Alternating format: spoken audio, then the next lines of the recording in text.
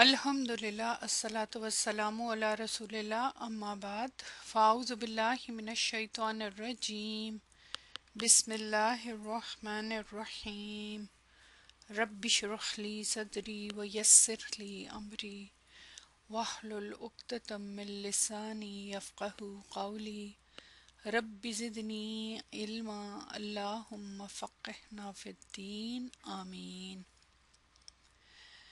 अस्सलामुअलैकुम रहमतुल्लाहि व बरकातुहू। आज आपकी सूरह आले इमरान की क्लास नंबर 85 है। आज इंशाल्लाह इस क्लास में हम सूरह आले इमरान की आया नंबर 42 का एक लास्ट टॉपिक रह गया था, उसके ऊपर थोड़ी सी बात करेंगे और उसके बाद इंशाल्लाह आगे चलेंगे। 42 आया में बेसिकली यहाँ से हज़रत मरियम अलैहिस्सलाम की अबरूदात शुरू होती है। हज़रत मरियम अलैहिस्सलाम की हैसियत, उनके बारे में ये इंट्रोडक्शन। वैसे तो पीछे उनकी पैदाइश का जिक्र हो चुका, लेकिन अब यहाँ पे डायरेक्टली उनके बारे में अब बात हो रही है कि अब एक टॉपिक यहाँ रह गया था जो मैंने आपसे कहा था कि आप लोग भी इस पर गौर व फिक्र करें, अपनी राय दें। और वो क्या था कि हज़रत मरियम अलैहिस्सलाम की अहमियत है बहुत ज़्यादा। कुरान में नाम के साथ उनको पुकारा गया, वाहिद नाम है खातून का। तो अब मुझे बताएं कि इस हवाले से इनके बारे में जो राय है, क्या राय है आपकी, और आपको क्या इल्म है कि ये क्या नबी थी, अल्लाह ताला की पैगंबर थी? आप लोगों की क्या राय है इसमें, बताइए। अच्छा, आप सबकी राय के मुताबिक इनको नबूवत नहीं मिली, ये नबी नहीं थी, राइट? तो इसकी कोई दलील, क्योंकि जो शवाहिद हैं नबियों वाले यानी पैगंबरों वाले हैं ना, आयत के एतबार से या बाकी भी, तो इसकी दलील क्या है कि इनको नबूवत नहीं मिली? क्योंकि जिस तरह पीछे जिक्र आया ना कि चुनने का जिक्र आया, तो सारे पैगंबरों का जिक्र आया, फिर उनकी आले इमरान को मुंतखब करने का जिक्र आया, तो ये उनकी इमरान की आल में से आ गई ना, बनी इसराइल के उसमें से। तो फिर इसकी कोई आपके जहन में दलील है हदीस से या कुरान से? अच्छा, अब ऐसे है कि इसके ऊपर मैंने अपनी जो सर्च की, तो जो मेरे सामने आया, बल्कि मैं बड़ी हैरान भी हुई देख के कि बड़े बड़े हमारे जो मुफस्सिरीन हैं, उल्मा हैं, उनकी क्या राय है। तो वो मैंने लिख लिया फिर, ताकि आप लोगों के सामने एक सही पिक्चर आ जाए। तो ये आपके सामने है, इसको पढ़ते हैं, फिर इंशाल्लाह नेक्स्ट आयत पे चलते हैं। ये इसका आखिरी टॉपिक है। अच्छा, ये जो आयत है, इसी के सिनेरियो में हज़रत मरियम अलैहिस्सलाम के नबी यानी नबिया होने के बारे में इस्लामी उल्मा के दरमियान इख्तलाफ पाया जाता है। इसमें कोई ब्लैक एंड वाइट, मतलब एक क्लियर कट कोई राय नहीं है इख्तलाफ। वो अलग बात है कि मतलब कितने लोगों का इख्तलाफ और कितनों का, वो भी हम पढ़ते हैं। कुछ उल्मा ने उन्हें नबिया तस्लीम किया है, जबकि अक्सरियत ने उन्हें नबिया यानी नबी नहीं माना, लेकिन साले, सिद्दीका, वलिया और बरगजीदा औरत करार दिया है। झेल में दोनों अक़वाल, इनके दलाइल और मुफस्सिरीन उलमा के नाम, हवाला जात तफसीर के साथ बयान किए गए और उनके दलाइल भी हैं कि वो क्यों कहते हैं। पहली राय के मुताबिक जो लोग कहते हैं कि हज़रत मरियम अलैहिस्सलाम नबी थी, ठीक है, वो कौन कौन से उलमा हैं जो जिन्होंने कहा है, उनकी लिस्ट ये आती है। अब अल्लाह आलम, जो भी ज़ाहिर है हमें मिलता है सर्च में से, उस लिहाज से उनकी लिस्ट में ये लोग हैं: इमाम फ़खरुद्दीन राजी, इमाम कुर्तबी, अल्लामा आलूसी रूहुल मानी में, और उसके अलावा मुअतज़िला उलमा, तो उनको तो हम कंसिडर नहीं करेंगे क्योंकि उनका और है। लेकिन मैं बड़ी हैरान हुई इन इमामों का नाम सुन के। ये बड़े बड़े इमाम हैं, इनकी तफसीर है तो उनके, लेकिन इन्होंने दलाइल जो दिए हैं वो देखते हैं। ये कहते हैं कि वही का जिक्र, कि यानी इनके लिए भी वही का जिक्र आता है कि इनकी तरफ वही कही गई। व तकलीमु लहा व मिन मलाइकतिन वल इस्तिफाउल खास, फरिश्तों का इनसे हम कलाम होना اور ان کے لیے خاص طور پر چناؤ ہونا جو نبوت کی علامت ہے. یعنی فرشتے حضرت جبرائیل علیہ السلام اور فرشتے ظاہر حضرت جبرائیل علیہ السلام لے کے آتے تھے نا پیغام، تو سبھی پیغمبروں کے پاس، تو ان کے پاس بھی وہ آئے. تو یہ اس چیز کی یدل علی نبوتہا، تو یہ اس بات کی طرف اشارہ کرتا ہے کہ حضرت مریم کو نبوت عطا کی گئی تھی، کہ ان کے پاس وحی کا آنا اور ان کو چن لیا جانا خاص طور پر. پھر آگے وہ کہتے ہیں وَالنَّبُوَّةُ تَكُونُ لِلنَّاسِ دُونَ الرِّسَالَةِ، اور نبوت عورتوں کو بھی دی جا سکتی ہے اگرچہ رسالت نہیں. نبی نبی یعنی رسول نہیں مگر نبی. رسول کا مطلب کہ جس کے پر کتاب نازل ہو یا کوئی تعلیمات شریعت نازل ہو اور وہ آگے پہنچائے، وہ نہیں. لیکن نبوت نبی ہونا جو ہے عورتوں کو بھی دی جا سکتی ان کے مطابق. پھر یہاں پہ خاص طور پہ اسی آیت کا حوالہ دیتے ہوئے انہوں نے یہ ساری بات جو اس میں کہی گئی ہے، فرشتوں کا خطاب اور اللہ کا انتخاب اس بات کی علامت ہے کہ حضرت مریم کو نبیوں کی طرح اللہ کی طرف سے براہ راست ہدایت ملی، براہ راست ہدایت ملی. اس بات کی وہ دلیل دیتے ہیں. وہ دلیل دیتے ہیں کہ قرآن میں ایک اور مقام پر سورہ حج میں اللہ تعالیٰ فرماتے ہیں اللہ فرشتوں میں سے بھی رسول چنتا ہے اور انسانوں میں سے بھی.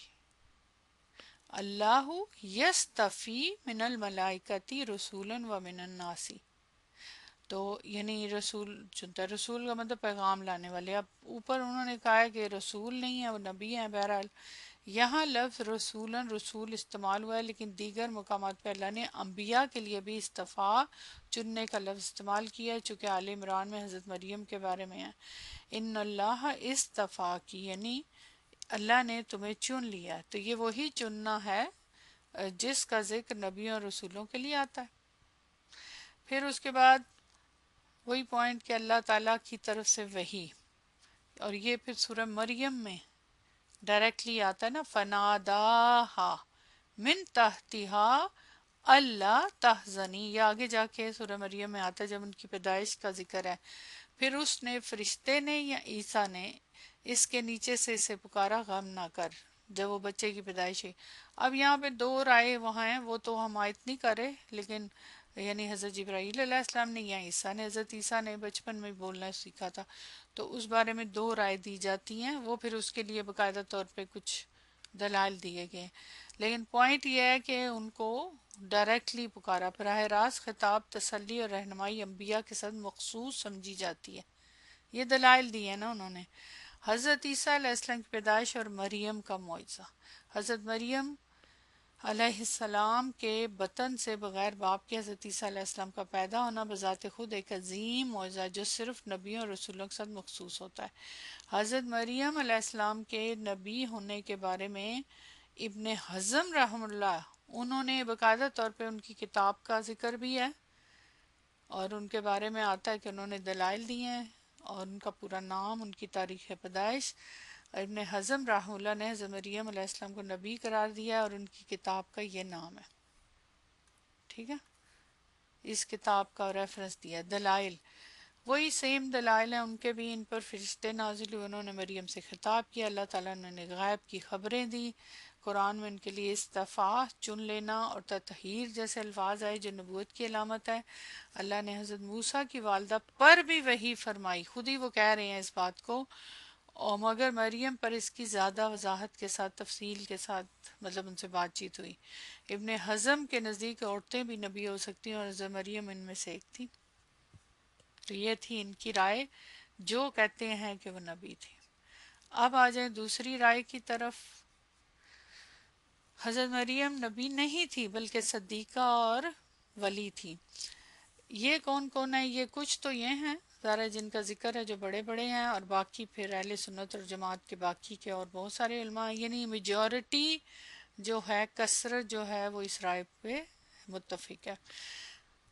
اور یہ کیا دلائل دیتے ہیں کہ نبوت مردوں کے ساتھ مخصوص ہے، کیونکہ وہ سورہ نحل کی آیا جو ہے 43 اس کا ایگزامپل دیتے ہیں، یعنی اس کی دلیل دیتے ہیں. وَمَا أَرْسَلْنَا مِن قَبْلِكَ إِلَّا رِجَالًا نُوحِي إِلَيْهِمْ، اور ہم نے آپ سے پہلے صرف مردوں ہی کو نبی بنا کر بھیجا جس کی طرف ہم وحی کرتے ہیں. اب صرف مردوں سے مراد کیوں لی گئی ہے آپ کے خیال میں بتائیں؟ یہاں مردوں کا لفظ تو نہیں آیا، مرد کا مطلب مذکر کا لفظ، لیکن یہ مردوں ہی کو نبی بنا کر بھیجا. اس آیت کے اندر کون سا لفظ ہے جس سے یہ دلیل لی جا سکتی ہے؟ جی شاباش، رجالن. یہ رجالن جو ہے ظاہر ہے رجلن کی جمع ہے نا. اب اگر آتا جنرلی تو کچھ اور لفظ استعمال ہوتا جو کامن ہوتا، لیکن یہ آیت واضح کرتی کہ اللہ تعالیٰ نے صرف مردوں کو نبوت کے لیے منتخب کیا. پھر اس کے بعد ایک حدیث جس میں کامولا من الرجالی کثیرن ولم یکمل من النسائی الا مریم بنت عمران و آسیۃ امرأۃ فرعون. یہ بخاری اور اس کی حدیث ہے. مردوں میں بہت سے کامل ہوئے مگر عورتوں میں صرف مریم بنت عمران فرعون کی بیوی آسیہ کامل ہوئی. یہ میں آپ کو پچھلی دفعہ حدیث سنا دی، لیکن یہاں سے کیا دلیل لی گئی ہے کہ نبی ہونے کا ذکر نہیں ہے اس میں، بلکہ کمال اور ایمان کا ذکر ہے. یعنی مکمل ہونے کا، ایمان کے مکمل ہونے کا، اس چیز کا ذکر ہے کہ مردوں میں سے. اب دیکھیں نا الگ سے انہیں کر دیا، رجال کا لفظ یہاں آیا اور پھر نساء کا لفظ آیا، تو دونوں کو الگ الگ ہو گئے نا. رجال کا ورڈ اوپر بھی گزرا، تو یہاں پہ وہ کہتے ہیں کہ عورتوں میں سے ان کے علاوہ کوئی نہیں اور مردوں میں سے بہت سے گزرے ہیں. یعنی آدمی زیادہ گزرے ہیں اور عورتیں کم ہیں. ان کا اسپیسیفکلی صرف مریم علیہ السلام کا نام لیا گیا اور پھر حضرت آسیہ کا.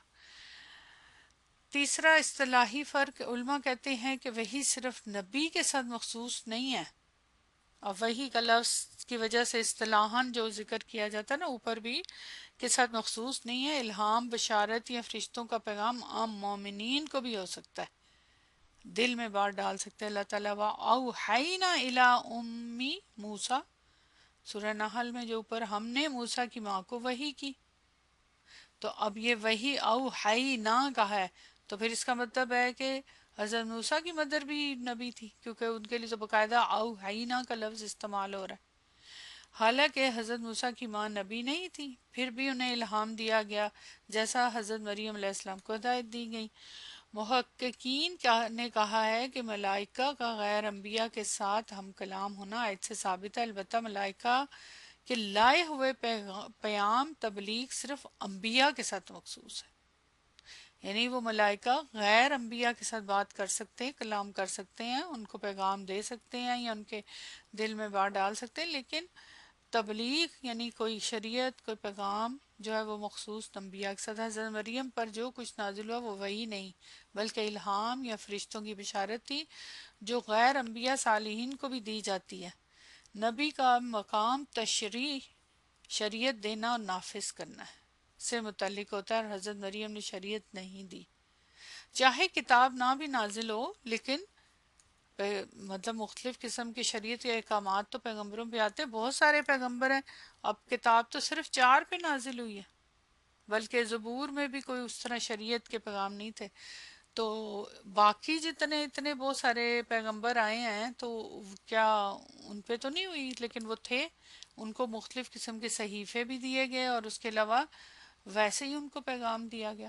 اللہ تعالیٰ نے نیکی کے 4 مراتب بیان فرمائے ہیں نیک لوگوں کے. سب سے پہلے نبی، پہلا نبی کا ہی آتا ہے پہلے نمبر پہ نیک لوگوں کی بات، صالحین. ابھی گزرا نا حضرت یحییٰ علیہ السلام کے لیے کہ وہ نبی تھے لیکن صالحین میں. پھر صدیق، پھر شہید، پھر صالحین. نبی کے بعد صدیق کا درجہ ہے نبی کے بعد، اور حضرت مریم کے لیے اعزاز قرآن پاک سے ثابت ہے، تو وہ اسی اس میں آتی ہے نا، اس کیٹیگری میں آتی ہیں. تفسیرات کا خلاصہ، مختلف قسم کی جو بڑی بڑی تفسیریں ان میں شارٹلی ایک جملہ کہ ابن کثیر جو ہے ان کے ہاں حضرت مریم علیہ السلام کو اللہ نے شرف بخشا، ان پر فرشتے نازل ہوئے مگر وہ نبی نہیں تھی بلکہ ایک ولیہ، صدیقہ اور عابدہ تھی. انبیاء مرد ہوتے ہیں. راضی امام راضی نے اپنی تفسیر میں کہا، انہوں نے اس امکان کی پر بحث کی کہ اگر وہی فرشتوں کا خطاب اور اللہ کی طرف پیغام ہی نبوت کی دلیل ہو تو حضرت مریم نبی ہو سکتی ہیں، لیکن انہوں نے یہ بھی کہا کہ جمہور علماء کے نزدیک عورتوں کو نبوت نہیں ملتی۔ اگر یہ خالی دلائل ہوں پھر تو ان کو کہا جا سکتا ہے نبی، کیونکہ ساری وہ دلائل ہیں، لیکن چونکہ نبوت کے بارے میں آ گیا کہ وہ صرف مردوں کو ملتی ہے تو بات ختم ہوگی۔ علامہ آلوسی، انہوں نے بھی دونوں اقوال نقل کیے اور کہا کہ بعض کے نزدیک حضرت مریم نبی تھی، مگر قول جمہوریہ یہ ہے کہ وہ نبی نہیں تھی، البتہ اللہ کی مقرب صدیقہ عظیم درجے کی ولیہ تھی۔ اجماع امت علماء اسلام نے صراحت سے لکھا ہے کہ ما کانت مریم نبیہ، مریم نبی نہیں تھی۔ تفسیر طبری اور یہ ساری جتنی بھی ہیں جن میں اجماع نقل کیا نبوت صرف مردوں کے لیے، تو یہ دو رائے ہیں۔ تو اب میرا خیال ہے کہ اس میں کوئی ابہام نہیں ہونا چاہیے کہ وہ نبی نہیں تھی، ٹھیک ہے، ان کو نبوت نہیں ملی تھی۔ ہاں، نبوت سے پھر اگلا جو درجہ ہے کہ وہ ان کا جو درجہ نبوت کے بعد، یعنی نبوت سے نکل کے، تو وہ بالکل ہے، اس میں کوئی شک نہیں کہ وہ تھیں، بہت ہی نیک خاتون تھیں، اور پھر ان کا ساری ڈیٹیل ہمارے سامنے ہے۔ تو یہ آپ کے سامنے میں نے تھوڑا سا بیان کر دیا تاکہ تھوڑا سا آئیڈیا ہو جائے۔ دلائل جو ہوتے ہیں نا وہ چیز کو کلیئر کر دیتے ہیں کہ کیا ہے اس کے اندر نا، کہ کون کس نے کیا رائے دی ہے۔ تو وہی بات ہوتی ہے نا کہ صرف ایک بات نہیں، پھر بہت ساری اور بھی دلائل، قرآن سے بھی دلائل لینے ہوتے ہیں، لفظوں سے دلائل، رجالن سے دلائل ملا، الحمدللہ۔ تو یہ اب آپ سب کو کلیئر ہے؟ اب یہ آیت کمپلیٹ ہو جاتی ہے، اس میں ہم نے سارا ڈیٹیل سے دیکھ لیا کہ ایک لفظ کو بھی اور سب۔ اب یہ چونکہ انہی کا ذکر آگے بھی چلا آ رہا ہے تو آگے چلتے ہیں، اب پھر مزید اس کے ساتھ ریلیٹ کریں گے آیت کے ساتھ۔ آیا نمبر 43 پہ آتے ہیں۔ یا مریم، پھر دوبارہ دیکھیں یا حرف ندا سے پکارا جا رہا ہے۔ یا مریم اقنتی، یا مریم اقنتی لربکی، اے مریم آپ فرما برداری کرو، تم فرما برداری کرو، اطاعت کرو۔ اب اس کے قنوت کے بہت سارے میننگ ہے، وہ ہم انشاءاللہ اس کی ڈیٹیل میں جانتے ہیں، لیکن جو لفظی میننگ ہے کہ اطاعت کرو یا فرما برداری کرو یا قیام کرو، اس طرح کر کے بہت سا میننگ ہے۔ لی ربی کی، اپنے رب کے لیے، وسجودی، اور سجدہ کرو، ورقعی، اور رکوع کرو، مع الراکعین، رکوع کرنے والوں کے ساتھ۔ اچھا، اب یہ یہاں سے جملوں کو دیکھ لیں پہلے۔ یا مریم، یا حرف ندا اور مریم منادا، جملے کی ٹائپ کیا ہو گئی؟ اے مریم، جملہ فعلیہ اسمیہ۔ سٹارٹ کریں گرامیٹیکلی انالیسس۔ حرف ندا شروع ہو رہا ہے نا، حرف سے جملہ شروع ہو رہا ہے، تو جب حرف سے جملہ شروع ہوتا ہے تو پھر ہم نے کیا دیکھنا ہوتا ہے، کیسے ڈیسائیڈ کرنا ہوتا ہے؟ جی، جملہ فعلیہ، لیکن فعل تو نہیں ہے یہاں پہ، تو پھر فعلیہ کیوں کہہ رہے ہیں آپ لوگ؟ جملہ فعلیہ بہت کلیئر ہے کہ یہاں پہ فعل محذوف ہے، ٹھیک ہے، انہیں پکارا جا رہا ہے، فعل محذوف کی وجہ سے جملہ فعلیہ۔ اب جملے کی پھر ٹائپ کون سی ہوگی؟ چونکہ جو حذف مانا جائے فعل کو تو پھر ندائیہ، ندا دی جا رہی ہے نا، تو یہ ندائیہ ہو گیا۔ ندائیہ جملہ جو ہوتا ہے وہ کس ٹائپ کا ہوتا ہے، خبریہ یا انشائیہ؟ سٹیپ بائی سٹیپ بتائیے گا نا۔ انشائیہ، ٹھیک۔ کیوں انشائیہ ہوتا ہے؟ کیونکہ یہ کون سا جملہ ہوتا ہے انشائیہ؟ یہاں پہ خاص طور پہ اس سیاق و سباق میں اس کو کیا پھر کہیں گے؟ فعلیہ، ندائیہ، انشائیہ۔ جب ندا دی جائے تو کیا ہوتا ہے؟ کوئی بات کرنی ہوتی ہے نا، کوئی جی طلبیہ، کیونکہ طلب ہے نا اس کے اندر، رائٹ، تو وہ طلبیہ، تو یہ اس کی ڈیٹیل آ جائے گی الحمدللہ، ٹھیک ہے۔ تو اندازہ کریں جملے کے، اب ہر ایک کو دیکھیں تو ایک الگ سے دیکھیں نا، اب جملہ فعلیہ کوئی بھی شخص دیکھے گا جس کو اتنا زیادہ علم نہیں ہے اس چیز کا، وہ تو نہیں سمجھ سکتا جملہ فعلیہ، کیونکہ فعل محذوف ہے. ہمیں پتہ ہے کہ یہاں فعل محذوف ہے، انہیں پکارا اے مریم. پھر ندا ہے، ندا جو ہے یعنی پکارنا، پھر انشائیہ کا میننگ تلبیہ کے ساتھ. تو یہ اس کی ڈیٹیل ہوگی، تو یہ جملہ الگ ہو گیا. اخنوتی، اس کا روٹ ورڈ بتائیں گے؟ اخنوتی، یا متکلم تو ہو گیا نا انتی کی ضمیر، ٹھیک ہے، متصل ضمیر. جی قنوت سے نا، قاف نون تا، شابش، قاف نون تا، قنوت سے. تو اس کا مطلب کہ روٹ ورڈ تو بالکل سامنے موجود ہے. شروع میں حمزہ ہے اور اینڈ پہ یا ہے. تو حمزہ کس چیز کی علامت ہے؟ یہ کون سا والا حمزہ ہے بتائیے؟ امر کا حمزہ، یہ امر کا حمزہ ہے نا، ٹھیک ہے نا. تکتونی نہ تھا. اب اس کا وہ جو صیغہ ہے نا فعل مضارع کا، وہ ذہن میں لے آئے نا. تکتونی نہ، تو وہ اس کو چینج کیا، امر کا حمزہ آ گیا اور اس کو امر بنایا گیا، رائٹ. یہاں پہ یہ جو یا ہے، یہ خاص یا ہے نا، ٹھیک. تو یہ کیا ہے؟ کون سی والی ضمیر کو کر رہی ہے؟ فاعل انتی کی ضمیر کو، ٹھیک. کہ تم قنوت اختیار کرو، اطاعت اختیار کرو. تو یہ انتی کی ضمیر حضرت مریم علیہ السلام کی طرف جا رہی ہے جو کہ فاعل ہے. اوکے. لی ربی کی، اپنے رب کے لیے. لی حرف جر، ربی اسم مجرور، جار مجرور، متعلق ہے فعل، کی ضمیر مضاف الیہ. وسجودی، اور، تو اس کا مطلب ہے یہ بہت کلیئر ہے کہ یہ کیا ہے؟ عطف یعنی معطوف. اسجودی، اب یہاں پہ دمہ، یہاں پہ دمہ، یہاں ہم نے کیوں دمہ لگایا دونوں جگہوں پہ؟ ورقائی، اگر ادھر حمزہ پہ کچھ لگانا ہے تو کسرہ لگے گا. ارقائی، کیوں؟ یہاں دو جگہوں پہ دمہ، کیونکہ آپ کی طرف سے جواب آنا چاہیے. کیونکہ اس کا آئین کلمہ جو ہے وہ اس پہ دمہ ہے، ٹھیک ہے. آئین کلمہ اس کا تھرڈ لیٹر پہ دمہ نا، تھرڈ نہیں سیکنڈ لیٹر پہ، تھرڈ نہیں سیکنڈ.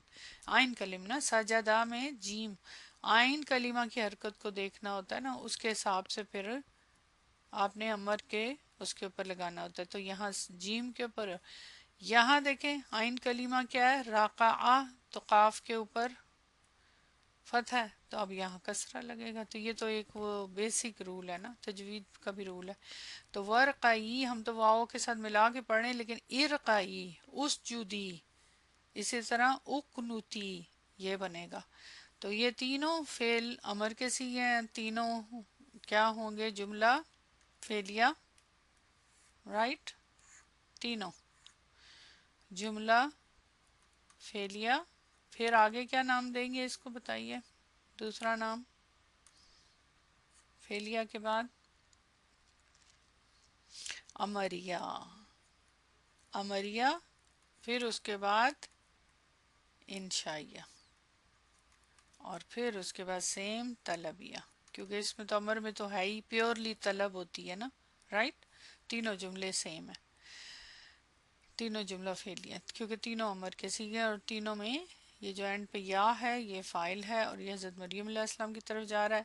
لیکن یہاں پہ پھر ظاہر ہے پہلے والا جملہ جو ہے اس کو معطوف علیہ کہیں گے، اور یہ دو جو ہیں اس کے پر معطوف ہوں گے، ٹھیک ہے. یہ ہوگی بات. آگے مع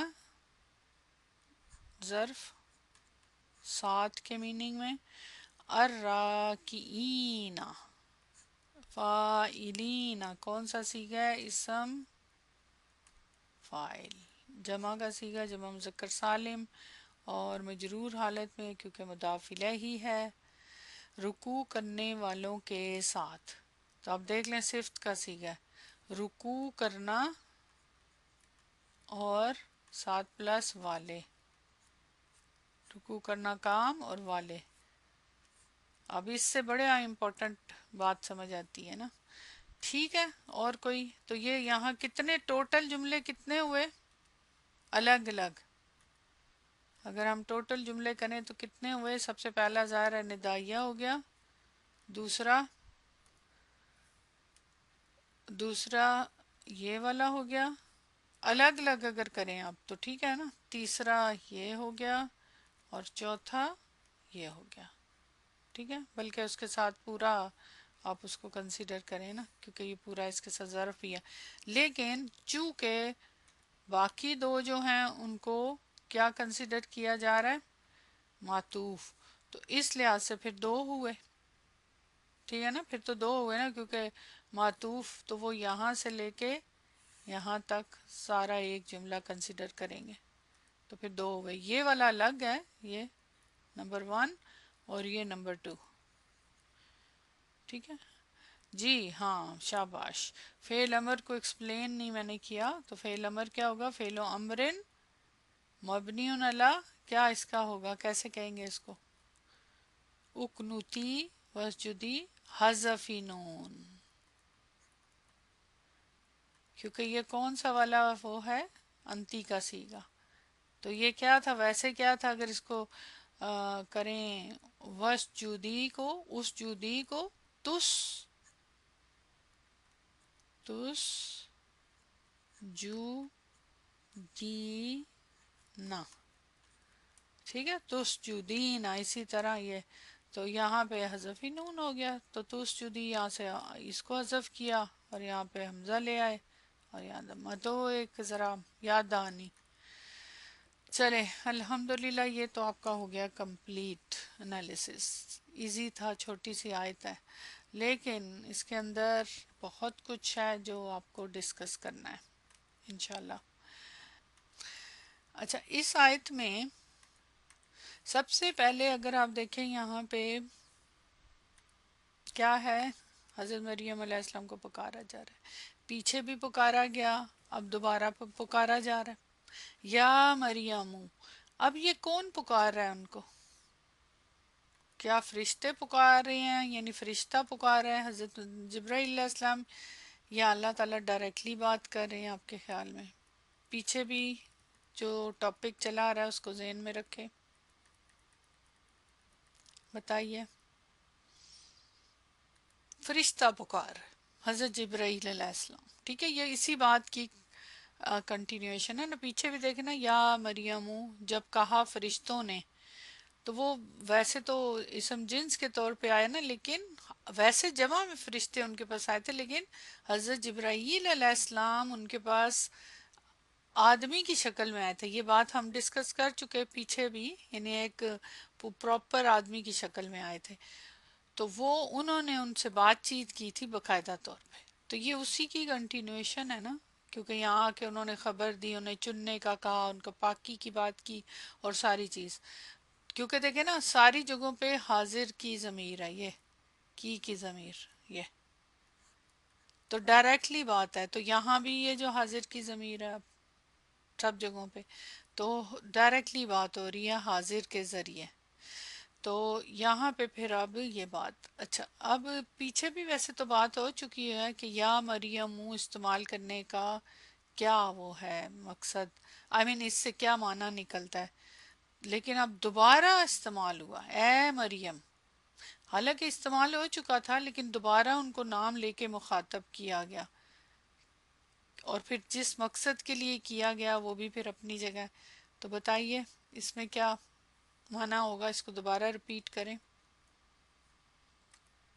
اور خاص طور پہ نام لے کے پکارنا، واحد خاتون ہے جن کا نام قرآن میں لے کے پکارا گیا، جی توجہ کے لیے، تاکید کے لیے، بالکل، اور بھی دیکھیں نا جب نام لے کے پیار سے پکارا جاتا ہے تو اس کے اندر بڑے معنی ہوتا ہے، یہ آپ کے اسی کے بلاغہ کے جو اس کے اندر پوائنٹس ہیں مین اس کو میں نے جو لکھتی ہوں ہمیشہ، یہ اس کے بھی لکھے ہیں میں نے، یہ آیت حضرت مریم علیہ السلام کو اللہ تعالیٰ کی طرف سے دی جانے والی ہدایت و تربیت پر مشتمل ہے، اب اس کے اندر دیکھیں ہدایت بھی اور تربیت، یعنی ان کو باقاعدہ پریکٹیکلی چیزیں سکھائی جا رہی ہیں، جس میں نہایت ہی گہری بلاغت، فصاحت اور روحانی تربیت ہے، سبحان اللہ۔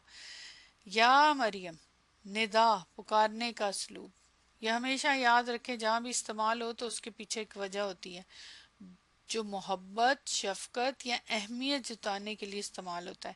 اللہ کا بندے کو نام لے کر پکارنا، ایکچولی تو فرشتے نے کہا، لیکن اصل میں تو پیغام تو اللہ کی طرف سے، اللہ ہی پکار رہے ہیں نا۔ الہی قرب کا عظیم اشارہ ہے۔ اب اگر فرشتہ بات کر بھی رہا ہے تو اللہ تعالیٰ کی طرف سے ہی کر رہا ہے، اپنے آواز سے تو نہیں کر رہا نا۔ اور سیکنڈلی اللہ تعالیٰ سن رہے ہیں، سب کر رہے ہیں، ساتھ ساتھ بتا رہے ہیں، بغیر کسی لقب یا صفت کے نام سے پکارنا، یعنی کوئی لقب نہیں ہے۔ آپ صلی اللہ علیہ وسلم کو کئی دفعہ لقب سے پکارا گیا ہے، نام سے پکارنا قربت اور انسیت کا اظہار ہے۔ یہ انداز سامع کو متوجہ کرتا ہے، جو بات آنے والی اس کی اہمیت کو اجاگر کرتا ہے۔ سبحان اللہ، اصل پوائنٹ یہ ہے۔ دیکھیں ان کو تو جیسے بھی پکارا، ظاہر ہے ان کی اہمیت تھی، لیکن جب ہم پڑھ رہے ہیں نا تو ہمیں فیل ہو رہا ہے نا، خاص طور پہ نام لے کے عورت کا نام قرآن میں ایک ہی جگہ استعمال ہوا ہے نا۔ جی some thing very important that need full attention, exactly جو پڑھنے والا ہے نا اس کے لیے۔ ویسے بھی دیکھیں نا، یا ان کو پکارا گیا ہے لیکن ہماری توجہ ہو جاتی ہے نا ایک ندا سے نا، تو اس طرح کے خاص بات ہے، اب پکار کے بلایا جا رہا ہے بات کرنے کے لیے۔ سبحان اللہ، تو یہ یہاں پہ پوائنٹ آتا ہے نا۔ تو فرشتوں نے فرمایا مریم سے کیا کہ اب آپ خشوع اور خضوع کے ساتھ کھڑے ہو جاؤ، اور رکوع سجدہ سب کا ذکر، کہ اللہ تعالیٰ نے اب آپ کو پیچھے جو ذکر آیا نا کہ بہت امپورٹنٹ اہمیت ایک پوزیشن دی ہے، اور پھر بہت بڑی آگے ایک عظیم الشان نشان بنانے والا ہے اللہ تعالیٰ۔ تو اب اللہ کی طرف رغبت کرو، اگلا کام چن تو لیا اللہ تعالیٰ نے، سارا پیچھے بتا دیا ان کے بارے میں کہ آپ کا انتخاب ہو چکا ہے اور سارا، لیکن اب تم نے کیا کرنا ہے؟ اللہ کی طرف سے تو کام ہو گیا، اب کرنا کیا ہے نا، کہ جب اللہ تعالیٰ یہاں سے ہمارے لیے بڑا زبردست لیسن ملتا ہے، یہیں سے بتائیں کہ کیا لیسن ہے، کہ جب اللہ تعالیٰ کسی کو کسی خاص کام کے لیے چن لیتا ہے، پتہ چل جاتا ہے کہ اس سے یہ کام لینا ہے، تو پھر اس کے اوپر کیا لازم ہوتا ہے کہ وہ کیا کرے؟ بتائیں، معنی سے بہت کلیئر معنی ہے اس کے اندر، کیا لازم ہو جاتا ہے؟ پھر اس کو کیا کرنا چاہیے جب نعمت ملتی ہے، اللہ کی نعمتیں ملتی ہیں تو کیا کرنا چاہیے؟ التفات بالکل، لیکن پلٹ کے اللہ کی طرف جانا، اور کرنا کیا چاہیے؟ جی اللہ کا شکر ادا کرنا چاہیے نا، شکریہ ادا کرنا چاہیے، اور شکریہ ادا کرنے کا طریقہ بتایا گیا، پلٹ کے اللہ کی طرف جائے اور شکر ادا کرے، یہی اصل مین بات ہے نا اس کے اندر۔ اللہ کا نہیں، رب کا لفظ آیا ہے، نوٹ کیجئے گا یہاں پہ، اب یہاں کا ہے اپنے رب، تو اس کے لیے کیا کیا طریقہ کرنا ہے، کس طریقے کو اختیار کرنا ہے، اور سب سے پہلے یہاں پہ کیا آیا ہے؟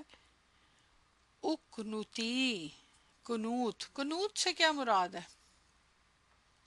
کنوت کا لفظ کافی وسیع معنی اس میں آتے ہیں، تو اس سے کیا مراد ہے؟ مختلف لوگوں نے مختلف اس کے معنی کیے ہیں، قرآن میں اور جگہوں پہ بھی استعمال ہوا ہے۔ بتائیے قنوت سے آپ کے ذہن میں کیا ایک دم سے معنی آ جاتا ہے؟ اطاعت میں دوام، اچھا، اطاعت میں ہمیشگی، ٹھیک ہے، اور بتائیے؟ شکر گزاری، اطاعت، خشوع، شاباش،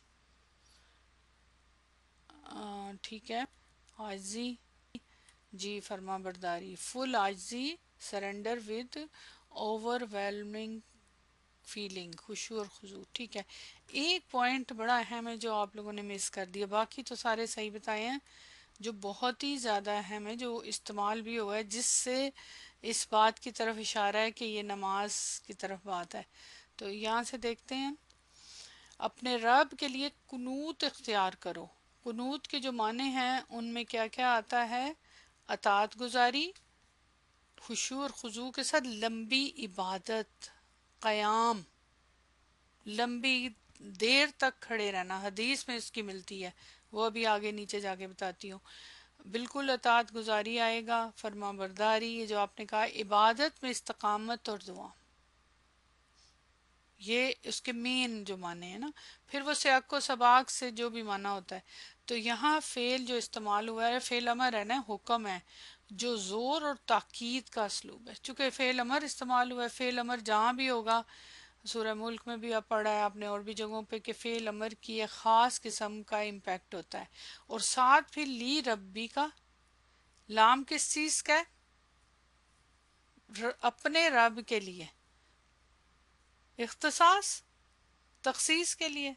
لی یہاں بالکل پیورلی کسی اور کے لیے نہیں، اپنے رب کے لیے، صرف اپنے رب کے لیے حسر کا میننگ آئے گا. کیوں؟ کیونکہ تاکہ نیت خالص ہو. اور پھر رب کا کلمہ آیا، کیوں رب نہیں چنا ہے، رب نہیں سارا کچھ دیا ہے، رب نہیں وہ حیثیت دی ہے، تو پھر اسی کی طرف اسی کے لیے جھکنا ہے نا، اسی کے لیے سب کچھ کرنا ہے نا. سبحان اللہ نا. اب یہاں پہ نا یہ جو قنوت کے لیے مختلف لوگوں نے مختلف معنی بہت سے لکھے اور پھر قرآن سے بھی اس کی دلیل دی ہے. جیسے مختلف تبع تابعین قتادہ ہے، ان کا قول ہے کہ اس کا میننگ ہے کہ رب کی اطاعت پر کمر بستہ رہے. پھر اس کے بعد سعید نے انہوں نے قول ہے کہ رب کے ساتھ مخلص اخلاص کے ساتھ رہنا، مطلب مخلص ہو جاؤ. پھر مجاہد کا قول ہے کہ نماز میں طویل قیام کرو. اس کا مطلب یہ ڈائریکٹلی میننگ یہ ہے کہ لمبی نماز پڑھو، طویل قیام.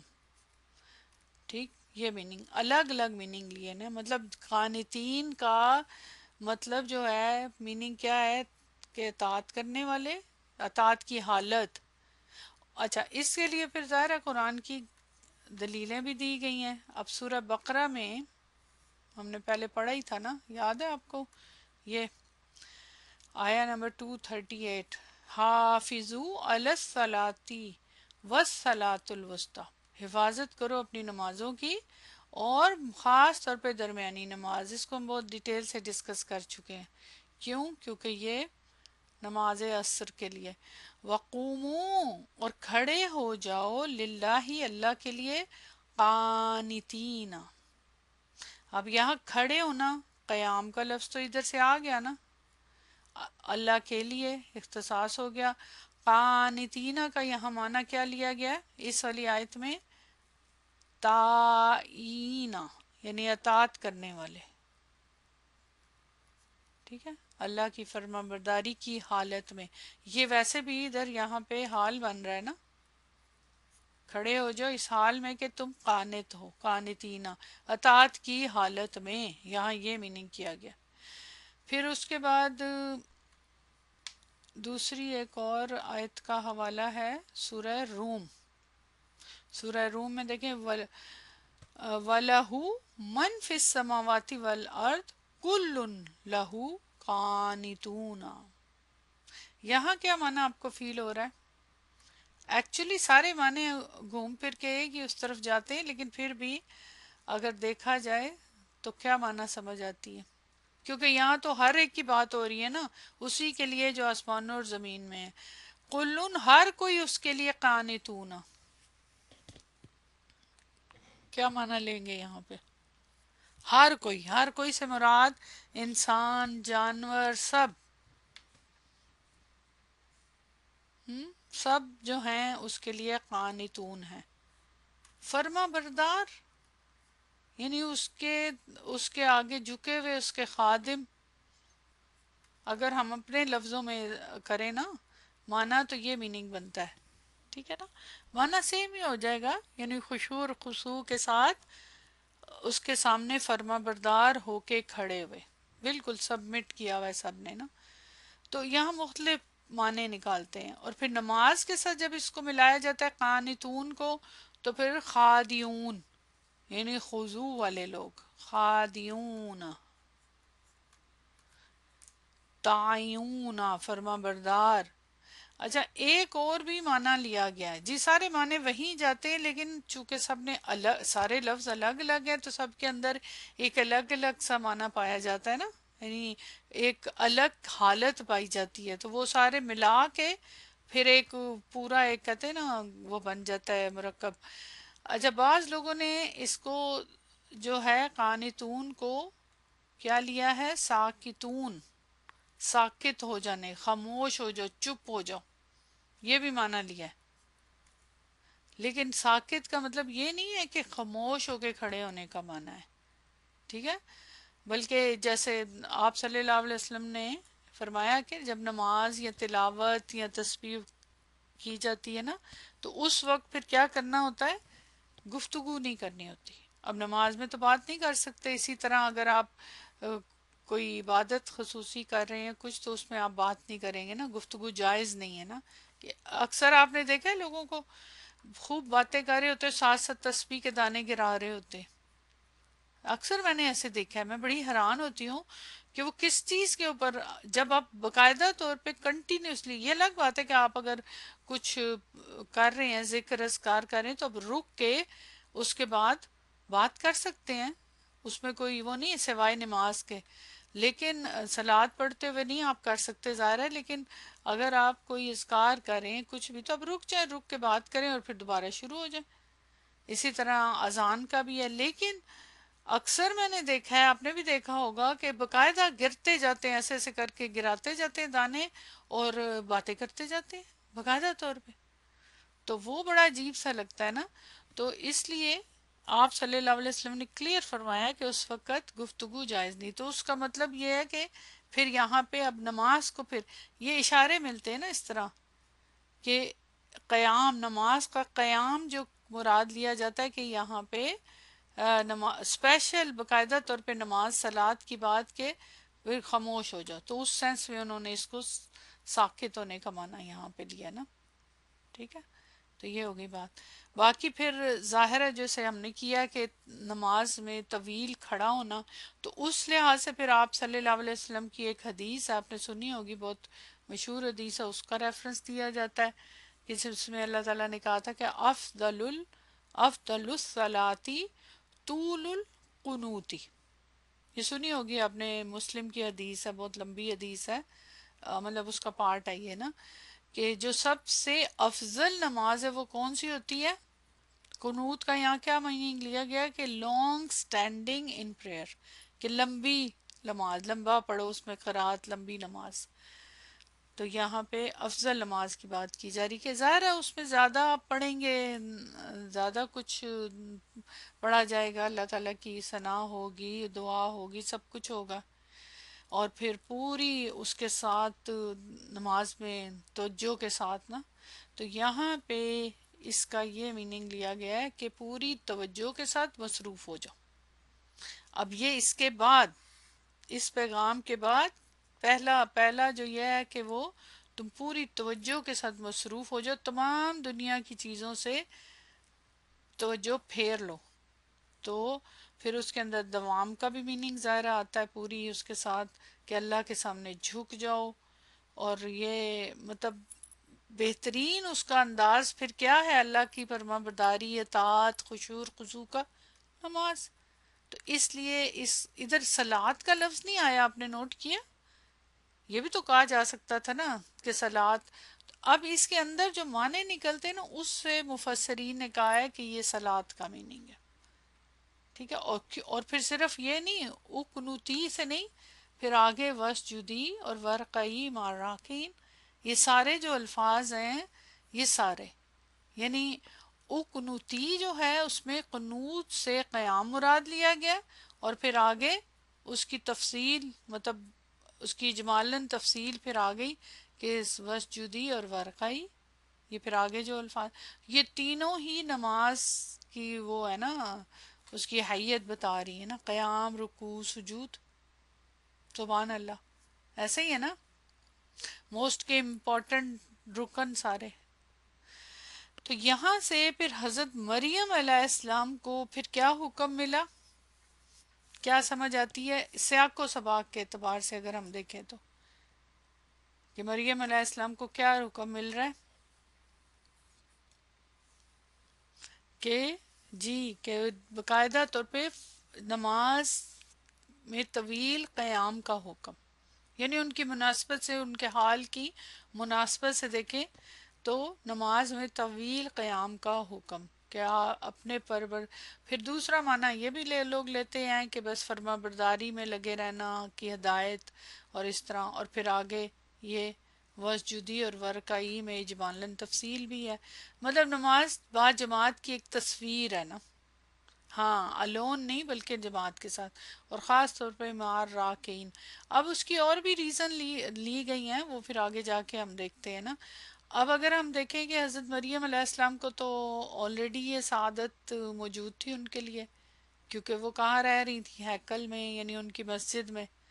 تو وہاں تو ان کو یہ سب موجود تھا، وہ پڑھتی تھی وہاں پہ نماز اور با جماعت نماز. تو اصل بات پتہ ہے کیا ہے کہ یہاں پہ ان تمام چیزوں سے جو اصل چیز بتانا مذکور ہے، وہ نماز کا جو خوبصورتی ہے نا، کہ جو انہماک سے اور استغراق سے وہ کیفیت ہے نا. نماز کا موسٹ امپورٹنٹ رکن ہے فار مور ایمفیسس. تو یہ سارا یہاں تک پہنچتے تو انشاءاللہ اس کو سمجھ آ جائے. لیکن جو مفسرین نے اس سے بات نکالی ہے کہ یہ اسلوب اور بھی جگہوں پہ نماز کے خاص طور پہ پہلو کی وجہ سے بہت نمایاں کیا گیا نا. یہی طریقہ بتایا گیا کہ نماز کا اصل کیا وہ ہے، تصویر کشی کی گئی ہے نا. پھر اور پھر اس کے بعد اپنے رب کے لیے. ٹھیک. اب وہ سارے معنی اس میں آ گئے، اطاعت کرنا، فرما بردار ہو جانا. وہ آلریڈی تھیں لیکن ان کو مزید تاکید کے لیے حکم دیا گیا. کیوں؟ کیونکہ ان کے باقاعدہ تربیت ہو رہی ہے بہت بڑے کام کے لیے. اب آگے آ جائے وسجودی. وسجودی سجدہ کرو.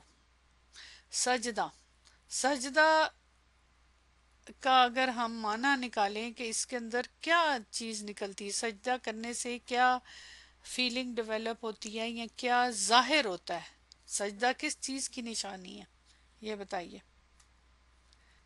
سجدہ بہت امپورٹنٹ ہوتا ہے نا پوری نماز میں. جی مطلب ایک عاجزی کی انتہا نا، یہ کہہ سکتے ہیں نا. یعنی اللہ تعالیٰ کے سامنے دیکھیں نا، اپنے رب کے لیے اطاعت کرو، اپنے اور سجدہ کرو اپنے رب کے لیے. یہ ادھر ہی ہے نا، معطوف ہے تو یہاں سے لی ربی کی، یہاں سے ہٹ گیا نا. ورقعی کے بعد بھی رکوع کرو اپنے رب کے لیے، کہ اللہ کے سامنے عاجزی اور عبادت کا ایک کہتے ہیں نا ایکسٹریم لیول وہ سجدہ ہے. ایکسٹریم ہمبلنس، اللہ کی ایکسٹریم عظمت کی فیلنگ. ایگزیکٹلی سجدہ بہت اہم ہوتا ہے نا. سجدے کا حکم جو ہے نا پہلے آیا ہے، نوٹ کیا اپنے نمبر 1، اور یہ نمبر 2 ہے. ٹھیک ہے. اس کی بھی ایک خاص ترتیب کا تو بہت وہ ہوتا ہے نا وجہ. لیکن پہلے ہم ذرا سجدے کی بارے میں تھوڑا سا پڑھ لیں، پھر اس کے بعد آگے چلتے ہیں کہ یہ کیا سجدہ کس کو کہتے ہیں، سجدے کی کیا قسمیں ہیں. سجدہ خضوع کی انتہائی حالت ہے، اور قرآن میں سجدے کا حکم روحانی تذلل کی انتہا کو ظاہر کرتا ہے، عاجزی کو. فعل اس جدی بھی امر کا صیغہ کرو. اب کرو کے اندر فوراً اس کے اندر حکم کے اوپر عمل کرنا ہوتا ہے نا جب امر آ جاتا ہے، جس میں فوری اور بار بار کیے جانے عمل کا مطالبہ پوشیدہ ہے. امر کے اندر جو ہوتا ہے نا بار بار کا معنی خود بخود آ جاتا ہے. اور پھر خاص طور پہ سجدے کی بات، ترتیب میں پہلے قنوت پھر سجدہ، جو عبادت کی گہرائی اور تدریج کو ظاہر کرتا ہے. اطاعت صرف ظاہری عمل نہیں بلکہ اندرونی انکساری کے ساتھ مکمل ہوتی ہے. تو سجدہ جو ہے اندرونی روحانی انکساری عاجزی کو شو کرتا ہے نا، مین چیز یہ ہے. اچھا اب سجدے کی نا 2 قسمیں بتائی گئی ہیں، سجود اختیاری اور سجود تسخیری. یہ میں پہلے بھی ذکر کر چکی ہوں کہیں پہ. اختیاری جو انسان کے ساتھ خاص ہے، اسی سے وہ ثواب الہی کا مستحق ہوتا ہے. قرآن میں بہت جگہوں پہ آتا ہے فَاسْجُدُوا لِلَّهِ وَاعْبُدُوا، سو اللہ کے لیے سجدہ کر، اسی کی عبادت کر. اور سجود تسخیری سے کیا مراد ہے؟ جو انسان، حیوانات اور جمادات سب کے حق میں، کہ ساری چیزیں کر رہی ہیں نا اللہ کو سجدہ. یہ تو باقاعدہ طور پہ دیکھیں نا نماز میں اور اس میں سجدہ کرنا اختیاری ہے نا.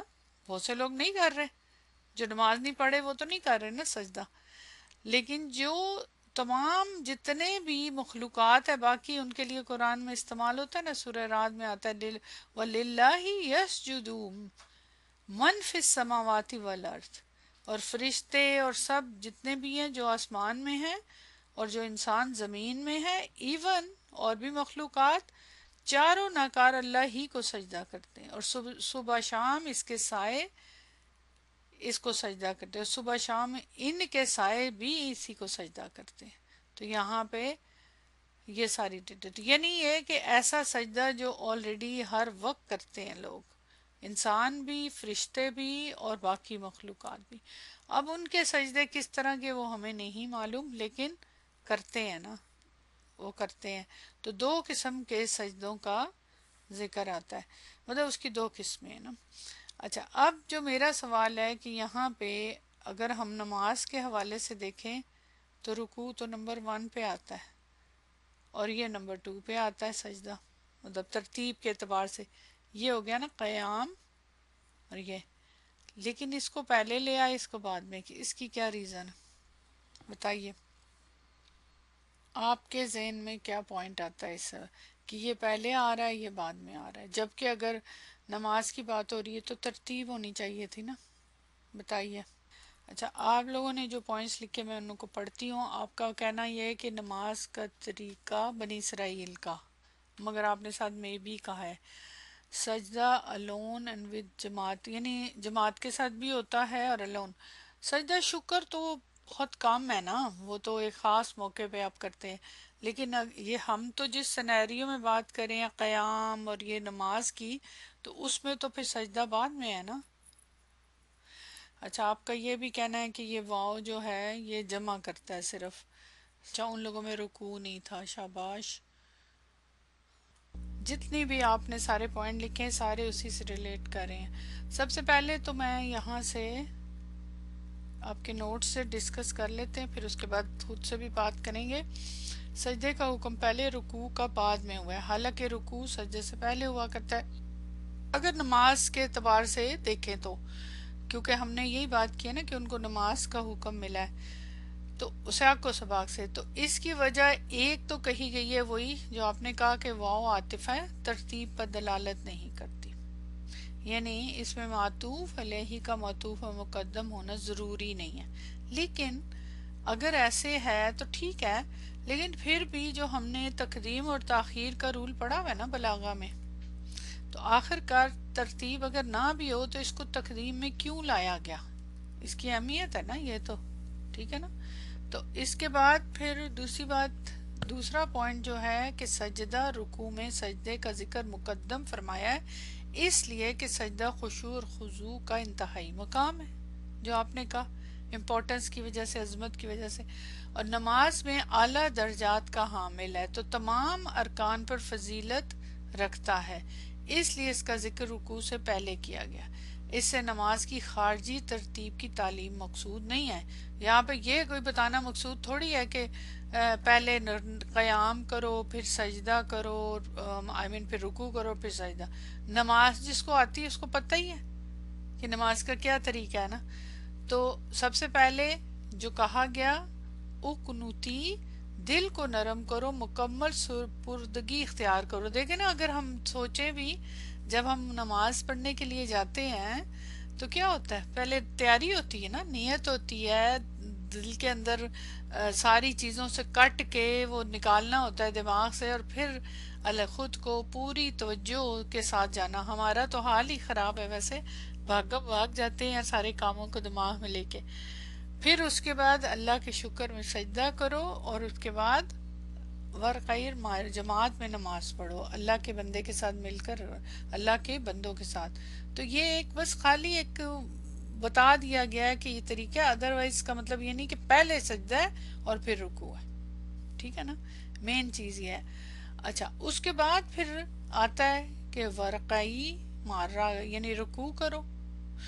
اب اس میں یہ ہے کہ اس میں اور بھی جو کہی گئی ہیں، مطلب مختلف قسم کی ریزن بتائی گئی ہیں اس کی، وہ یہ بھی ہیں کہ ان کے ہاں جو پرانی عبادت تھی پہلے، کہا جاتا ہے کہ اس کی ترتیب میں سجدہ پہلے تھا اور رکوع بعد میں تھا، یعنی ان کی ترتیب میں. اب ہماری نماز میں ظاہر ہے ہمیں پتہ ہے کہ رکوع پہلے اور سجدہ بعد میں، ٹھیک ہے. تو یہ فرق جو ہے یہ ان کے تورات میں بھی کہا جاتا ہے کہ اس کے قانون کی وجہ سے ہے، یہ ان کی اصل تعلیمات تھی، کیونکہ ظاہر ہے بنی اسرائیل کے زمانے کا سارا معاملہ چلا آ رہا ہے نا، تو اس وقت کے اعتبار سے نا، تو قرآن نے اسی ترتیب کو یہاں رکھا ہے کہ مطلب ان کی جو طریقہ عبادت کی ترتیب تھی کہ سجدہ اور پھر رکوع. تو یہ اصل میں پوائنٹ ہے، ایک یہ بھی ریزن کہی گئی ہے. اچھا، اس کے علاوہ باقی یہ ہے کہ یہاں پہ خاص طور پہ سجدے کی اہمیت کی بھی بات ہے، کیونکہ سجدہ آپ کو پتہ ہے قرآن میں کتنی جگہوں پہ آیا ہے. وہ جو آپ نے کہا نا، ایک تو نماز کا سجدہ اور ایک سجدہ شکر جس کو کہتے ہیں نا، جہاں کہیں بھی سجدے کا ذکر آیا نا، وہاں کی کہاں آیا ہے؟ کسی خاص واقعے کے تحت نا، قرآن کی بات کر رہی ہوں. اور ہم بھی سجدہ شکر ویسے بھی آپ کو اس کے اوپر پتہ ہے، آپ کو بہت زیادہ لے دے ہوتی ہے، یعنی اس مسئلے کے اوپر اکثر لوگ جو ہے نا ہر نماز کے بعد نا یہ ایک ایکسٹرا سجدہ کرتے ہیں. یہ ایک ہمارے ہاں یہ ہے رواج ہے نا، ہر نماز کے بعد ایک ایکسٹرا سجدہ کرتے، وہ اپنی طرف سے اس کو کہتے ہیں سجدہ شکر، جبکہ نماز کے اندر سجدے جو ہیں فرض میں وہی کافی ہیں. لیکن اگر قرآن کے مطابق جب کوئی غیر معمولی واقعہ، غیر معمولی کام اللہ کی طرف سے ہوتا ہے تو تب پھر سجدے کا ذکر آتا ہے. ایسا مطلب واقعہ جسے انسان بہت مغلوب ہو جاتا ہے اور خود بخود بے اختیار ہو کے وہ زمین پہ گر جاتا ہے سجدے میں نا، یعنی سجدے کی کیفیت میں نا، اور اللہ کی ظاہر ہے قدرت، اللہ کا جلال یا اس کا احسان اس کے ذہن میں اتر وہ جھک جاتا ہے نا. کیا مجھے اگزامپل دے سکتے ہیں قرآن سے آپ لوگ؟ زبانی یاد ہے کوئی؟ کہاں کہاں ایسے واقعات ہوئے بڑے بڑے جس سے لوگ سجدے میں گر گئے؟ وہ کون کون سی جگہیں ہیں؟ کوئی ذہن میں آتا ہے اگر پوائنٹ؟ چونکہ یہاں بھی امپورٹنٹ ہے نا واقعہ، واقعے سے مراد کہ حضرت مریم علیہ السلام کا چنا جانا اور پھر اس کے بعد آگے. جی ماشاءاللہ، ویری گڈ. سب سے پہلی مثال آپ نے دی کہ جادوگروں کی، حضرت موسیٰ علیہ السلام کا عصا جو ہے وہ اژدہا بن گیا تھا، یاد ہے؟ تو وہاں پہ وہ بے اختیار سجدے میں گر پڑے. تو وہ جو حضرت موسیٰ علیہ السلام کا واقعہ ہے وہاں پہ، وہاں یہ ذکر آتا ہے نا. تو اس کے بعد اور بتائیں کوئی اور بھی ہیں مشہور مشہور، کیونکہ ظاہر ہے یہ بہت بڑا معجزے کی تھی نا. پروفٹ ان کے بھائی یوسف علیہ السلام کے بھائیوں کو جب پتہ چلا تھا کہ یہ یوسف جس کو ہم کنویں میں ڈال آئے تھے اب یہ اس کو سردار بن گیا ہے، اس کو ایک حکومت مل گئی ہے، تو وہ سجدے میں گر رہے تھے. وَخَرُّوا لَهُ سُجَّدًا، اس میں بھی آتا ہے سورہ یوسف میں نا کہ وہ سجدے میں گر گئے تھے. اس کے علاوہ اگر آپ یاد کریں کہ نجران کے جو عیسائی وفد نبی صلی اللہ علیہ وسلم کے پاس آئے تھے، پھر انہوں نے قرآن سنا تو وہ بھی سجدے میں گر گئے تھے. وہ مطلب بڑے بڑے واقعات جو ہے نا، اصل بات سجدے کی اہمیت کے لیے نا. جی بالکل. پھر اس کے بعد مطلب کوئی بھی ایسی چیز جو انسان کو جھنجھوڑ دے، حیران کر دے، یا اس کو کوئی نعمت ملے، ایسی چیز جو اس کو اندر تک ہلا دے، تو سجدہ تو پھر بنتا ہے نا. جی بالکل. ہاں پیرنٹس کو سجدہ، بالکل وہ بھی آتا ہے. اب یہاں پہ حضرت مریم علیہ السلام کو جو عظیم مقام دیا جا رہا ہے، تب اس کا شکر اور اس کی عظمت کے اظہار کے لیے انہیں کہا جا رہا ہے، اب یہ ان کی ٹریننگ ہو رہی ہے نا، ان کو سکھایا جا رہا ہے سجدہ کرو. اور اس کا کیا مقصد ہے یہ اب اینڈ پہ جا کے پتہ چلے گا کہ اتنی ڈیٹیل اس طرح، حالانکہ وہ تو آلریڈی اتنی عبادت گزار تھیں، وہیں رہتی تھیں، وہیں پہ نماز بھی پڑھتی تھی، سارا کچھ کرتا، تو وہ اب کیوں اتنی؟ اس کے پیچھے ایک وجہ ہے. ٹھیک ہے، آگے آ جائے. ورقائی، ورقائی اور رکوع کرو. اب رکوع جو ہے سجدے کے اب اگر مقابلے میں یا بات کریں تو اس کا کیا اظہار ہے؟ یہ بھی کس چیز کا اظہار ہے؟ رکوع کرو. بتائیے. Humbleness, very good. یہ بھی عاجزی کا ہی اظہار ہے، یعنی اللہ تعالیٰ کے سامنے جھکنا ہے، انکساری اور وہ اوبیڈینس کا اظہار. جھکنا ہے نا سجدے سے. پہلی پوزیشن اگر ہم لیں تو اس کے اعتبار سے نا، اس کو بھی یہاں سے پڑھ لیں، پھر اس کے اوپر مزید بات کرتے ہیں دوسرے لحاظ سے. رکوع عبادت کی جسمانی علامت ہے جس میں انکساری اور خشوع. ہم نے پڑھا تھا بڑی ڈیٹیل سے یہ بات پہلے بھی، کہ مطلب پہلا سٹیپ ہے نا یہ. تو سجدے کے بعد رکوع کا ذکر ترتیب معمول کے برخلاف ہے، جو بلاغت کا اسلوب التفات ہے، تاکہ رکوع کی اہمیت اور اس کی جماعت کے ساتھ ادائیگی کی طرف توجہ دلائی جائے. اچھا، یہاں میں نے زیادہ نہیں لکھا کیونکہ وہ اتنی لمبی تفصیل لکھنے کا مقصد نہیں ہے، یہ آلریڈی آپ بھی جانتے ہیں. اب آپ کو پتہ ہے کہ بنی اسرائیل کے حوالے سے رکوع کے ہمیشہ پہلے بھی ذکر آ چکا ہے، ہم نے پہلے بھی پڑھا تھا، اس کو ڈسکس کیا تھا کہ رکوع کا ان کے ساتھ خاص طور پہ ذکر آتا ہے. کیوں؟ کیا ایسی باتیں ملتی ہیں رکوع کے حوالے سے، اور خاص طور پہ رکوع کرنے والوں کے ساتھ رکوع کرو کی بات آ رہی ہے؟ نماز کا یہ جو پورشن ہے اس کا ان کے ساتھ کیا تعلق ہے خاص طور پہ؟ ویسے تو ان کی ترتیب میں تھا، یہ رکوع تھا، سجدہ بھی تھا، اگر ان کی ترتیب میں ایسے تھا تو صحیح، لیکن اس کا خاص طور پہ ذکر آتا ہے. اور دیکھیں نا، خالی یہ نہیں کہا ورقائی رکوع کرو، مع الراکعین، رکوع کرنے والوں کے ساتھ. آپ لوگ بھول گئے ہیں شاید کہ انہوں نے رکوع کو سکپ کر دیا تھا، یعنی رکوع کرنا چھوڑ دیا ہوا تھا. رکوع ان کی نماز کا حصہ تھا، لیکن انہوں نے نماز میں سے رکوع کو کرنے یہ والا حصہ چھوڑ چکے تھے. سجدے کو تو وہ مانتے تھے لیکن رکوع کو وہ سکپ کر دیتے تھے. تو اس وجہ سے زیادہ تر جو ہے نا، دیکھیں کہ رکوع کرنے پہ زیادہ زور ہے.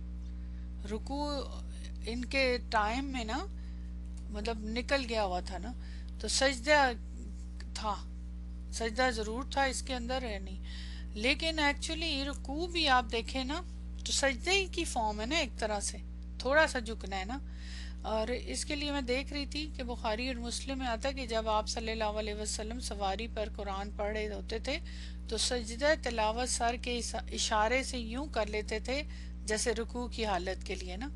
یعنی ویسے تو سجدہ تلاوت میں سجدہ باقاعدہ کرنا ہوتا ہے، لیکن چونکہ وہ سواری پہ ہوتے تھے تو پوری طرح سے جھک کے سجدے کی طرح سر نہیں لگاتے تھے سواری پہ، یعنی ماتھا نہیں لگاتے تھے. بالکل جھکنا جو ہے نا وہ ضروری نہیں ہے، تو مطلب ایسے ڈاؤن جیسے رکوع کی حالت میں ڈاؤن ہو جاتے تھے، تو وہ بھی کافی ہے. اب جو لوگ پڑھتے ہیں چیئر پہ نماز پڑھتے ہیں یا اس طرح، تو وہ بھی تو سچویشن ہوتی ہے نا، اس میں بھی دیکھیں چیئر پہ نماز کے لیے رکوعی ایک طرح سے سجدہ بھی رکوعی کی حالت کی طرح کا ہوتا ہے نا.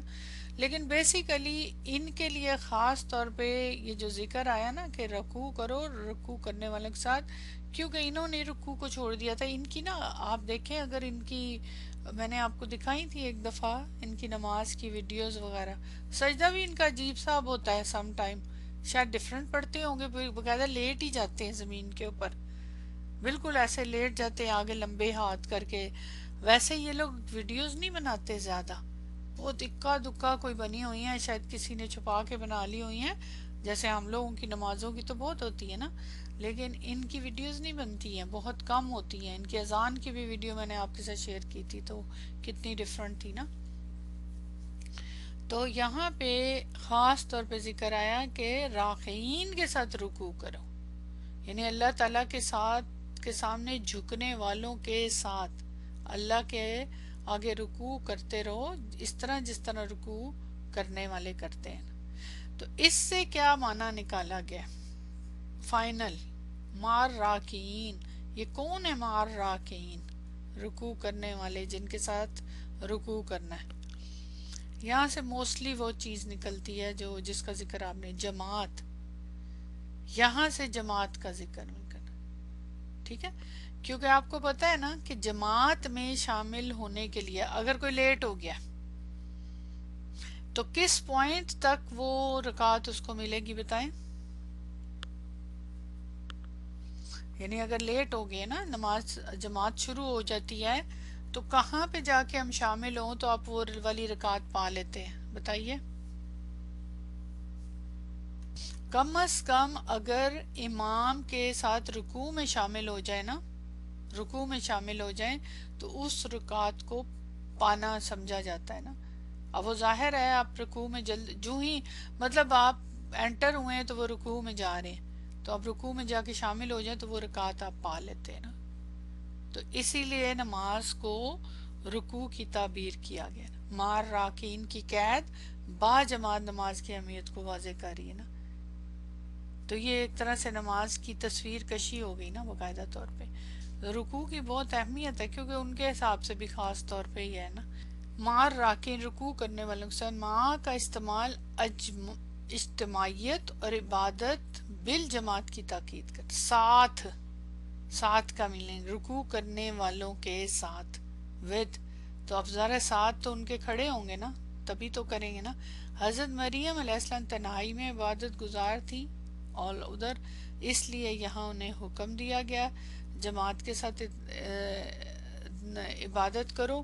الراکعین اسم فاعل ہے جو ثابت عادت کو ظاہر کرتا ہے، یعنی عادت کو ظاہر کرتا ہے راکعین، کیونکہ صفت کا صیغہ نا میں نے آپ سے شروع میں ہی کہا تھا نا رکوع کرنے والے، تو یہ ثابت شدہ ان کی عادت ہے، یعنی وہ لوگ جو باقاعدگی سے رکوع کرتے ہیں، یہ ان کی صفت ہے رکوع کرنا. انفرادی عبادت اہم ہے مگر جماعتی عبادت کا اپنا مقام ہے، یعنی مل کے عبادت کرنا. اہل خشوع کی صحبت اپنانا بھی تربیت کا حصہ ہے، تو مطلب جو لوگ پڑھتے ہیں نمازیں ان کی صحبت میں رہنا. اچھا، اس سے یہ سارے اس ٹاپک سے وہ کہتے ہیں کہ 4 مسئلے نکلتے ہیں. اس امت میں نمازوں میں رکوع تھا، یعنی اس سے یہ ظاہر ہوتا ہے کہ رکوع تھا جو انہوں نے چھوڑ دیا تھا. دوسرا مسئلہ یہ کہ عورتیں مردوں کی جماعت میں پردے کے ساتھ علیحدہ رہ کے نماز پڑھ سکتی ہیں کیونکہ حضرت مریم کو یہ حکم دیا جا رہا ہے، یعنی جماعت کا نا. تو وہ مسئلے نکالے گئے ہیں نا اس سے.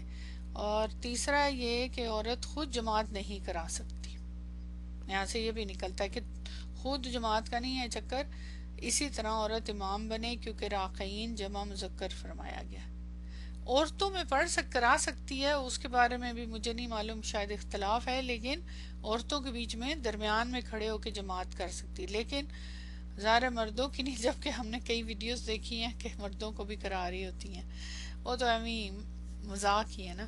چوتھا یہ کہ واو ترتیب نہیں چاہتا کیونکہ رکوع سجدے سے پہلے ہوتا ہے، مگر یہاں سجدے کا ذکر ہے. اگر ہم اپنے حساب سے دیکھیں، اگر ان کے حساب سے اللہ تعالیٰ نے دیا تو پھر ہو سکتا ہے.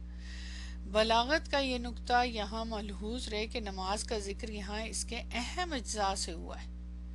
یہ اسلوب قرآن نے جہاں جہاں اختیار کیا اس سے نماز کے استغراق، انہماک اور اس کے لیے اضطراب، بے قراری کا اظہار ہوتا ہے. یہ اصل میں اس کے پیچھے یہ ہے، خالی یہ نہیں ہے کہ یہ بس یہ کرو نا، ٹھیک ہے، یہ تو ایک جنرل بات ہوگی نا. لیکن جب ہم یہاں دیکھتے ہیں نا کہ خاص طور پہ حضرت مریم علیہ السلام کے سیاق و سباق میں ہم جنرلی نماز یا اس کی بات تو آلریڈی جانتے ہیں نا، ہاں بالکل اللہ نوز بیٹر، لیکن یہاں پہ خاص طور پہ جماعت کے ساتھ نماز میں شامل رہو، مطلب یہ ہے نا ان کا، اللہ تعالیٰ کہہ رہے ہیں رکوع کرو راکعین کے ساتھ. اب حضرت مریم علیہ السلام مسجد میں تھی، ٹھیک ہے، کہ وہ ان کے لیے وہ تو رہتی ہی ادھر تھی نا، مسجد میں ہی رہتی تھی نا. مسجد سے مراد ان کی مسجد جو تھی، تو وہاں پہ جو بھی جماعت ہوتی تھی اس وقت کے اعتبار سے، تو ان کو یہ حکم دیا جا رہا ہے کہ تم الگ سے ادھر جو حجرے میں خالی نماز اس طرح نہ پڑھو، جماعت کے ساتھ جماعت ہو تو اس کے ساتھ شامل، الگ سے عبادت ٹھیک ہے نوافل پڑھو جو بھی، لیکن جماعت کے ساتھ ضرور شامل ہو رکوع کرنے والوں کے ساتھ. مطلب یہاں پہ ان کے لیے خاص طور پہ یہ اشارہ ہے، یعنی ایک بہت ہی خوبصورت پوائنٹ ہے نا کہ حضرت مریم علیہ السلام کو اللہ تعالیٰ کی طرف سے خاص مقام ملا ہے. اب سوچیں ذرا، مطلب کہ اس کا مطلب یہ نہیں ہے کہ عام فرائض سے مطلب استثناء مل گیا ہے، اب وہ مقام ملا ہے تو اس کا مطلب ہے کہ ان کو اب نماز نہیں پڑھنی، جیسے ہمارے یہاں ہوتا ہے. ہمارے یہاں آپ نے سنا ہوگا کہ جو خاص طور پہ اپنے وہ تصوف کے اور وہ جو ہوتے ہیں، وہ اپنے آپ کو جو ایک مقام پہ لے جاتے ہیں، اور روحانی رجحان رکھنے والے جو لوگ نہیں ہوتے وہ، جی بالکل، وہ کیا کہتے ہیں ان کے عام، میں نے ایک دفعہ سنا تھا ایک ان کو یہ کہتے ہوئے بھی کہ اب تو اللہ تعالیٰ سے ہمارا خاص تعلق ہو گیا ہے، تو ہم جماعت میں نماز نہیں پڑھتے، ہم تنہائی میں اللہ سے زیادہ قرب محسوس کرتے ہیں آئسولیشن میں، تو اب وہ مطلب میری اللہ کے ساتھ خاص کنیکشن ہو گیا ہے نا، تو اگر میں جماعت میں نماز پڑھوں تو میرا کنیکشن ڈسٹرب ہو جاتا ہے، استغفر اللہ، عجیب سی باتیں، مطلب پاگل ہی ہو جاتے ہیں نا لوگ، بھٹک جاتے ہیں نا، تو لیکن اسلام اس کے خلاف ہے، ظاہرہ وہ تو صحیح تعلیم دی ہوئی ہے نا انہوں نے، تو اس وجہ سے یہاں پہ جب کوئی منصب ملتا ہے، جب کوئی خاص کام کے لیے اللہ تعالیٰ چنتا ہے، تو پھر وہ اللہ تعالیٰ کیا کہتے کہ اب تم کھڑے ہو جاؤ، اصل اس کے پیچھے وہ آلریڈی عبادت کرتی تھی، وہ آلریڈی نماز پڑھتی تھی، وہ آلریڈی ادھر رہ رہی تھی، ان کی عبادت، ان کا سارا سٹائل دیکھ کے ہی تو حضرت زکریا علیہ السلام جو ہیں انہوں نے اتنا وہ کیا، مطلب ان کو احساس ہوا، ان کے دل میں خواہش پیدا ہوئی کہ اس قسم کا بچہ مجھے بھی ملے نا۔ آ، جی کیا ریزن آپ نے لکھی؟ ایکچولی پوائنٹ یہ ہے، یہاں پہ جو پوائنٹ ہے کہ یہ بتانا مقصود ہے، یہ نہیں ہے کہ حضرت مریم علیہ السلام پہلے نماز نہیں پڑھتی تھی جماعت کے ساتھ، یا یہ ایسی بات نہیں ہے، یہاں یہ مقصد ہے، تاکید کی جا رہی ہے کہ اب زیادہ کھڑی ہو جاؤ، جیسے دیکھیں نا آپ صلی اللہ علیہ وسلم کو بھی ان کے بارے میں بھی آتا ہے نا کہ جب ان کو منصب دیا گیا تھا، ان کو جب تیار کیا تو پہلے تیار کیا گیا تھا نا، اور پھر کیا کہا گیا تھا، کون سی صورت میں آیا تھا بتائیں ذرا، جہاں ان کو باقاعدہ طور پہ کیا کہا گیا تھا بتائیں؟ سورہ مزمل میں کیا کہا اللہ تعالیٰ نے؟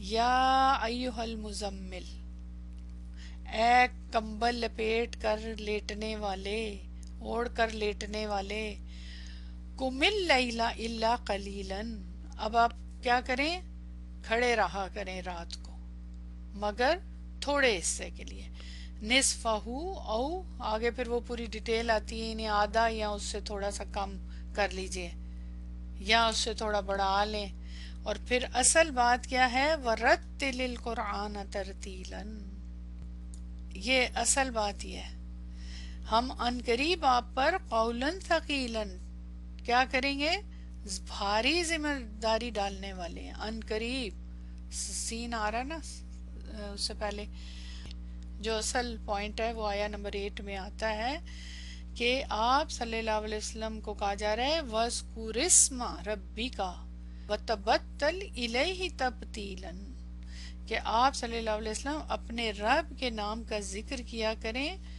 ہر طرف سے کٹ کر بس اسی کے ہو کر رہ جائے، اور پھر آگے رب ہے مشرق کا اور وہ سب اس کے، تو یہ اصل پوائنٹ ہے، یعنی جب بھاری ذمہ داری کوئی دی جاتی ہے جن کو، ان کو پھر کہا جاتا ہے کہ یہ جو عام دنیا کے کام، عام دنیا کی چیزیں اس سے کٹ کے، حصوراً جیسے حضرت یحییٰ علیہ السلام کے لیے بھی استعمال ہوا، وہ بھی اسی اس میں آتا ہے نا کہ ان کے لیے بھی خاص قسم کی ایک ذمہ داری تھی ان کی، تو ان کو بھی اس طرح کا دیا گیا۔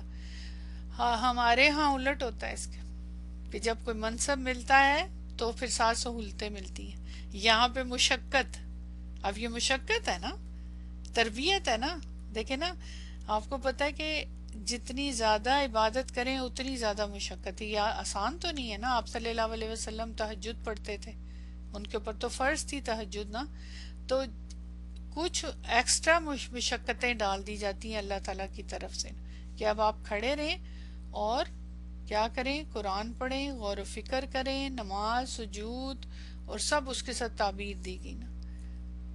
اچھا ہمارے یہاں ایکچولی کیا ہوتا ہے، آپ نوٹ کریں، یہاں پہ ارکان کی بات ہے، یہاں کوئی پڑھنے کی بات نہیں آ رہی ہے، نوٹ کیا آپ نے؟